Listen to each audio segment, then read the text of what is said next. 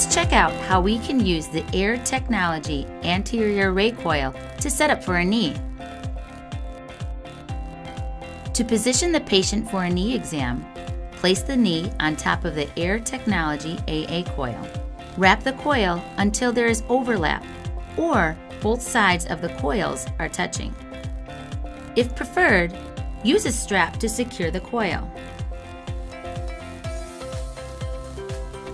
Always remember to use proper padding for any MRI exam.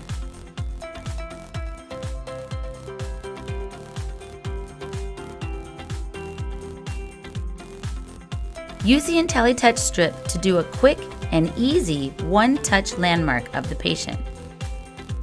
And now you're ready to scan.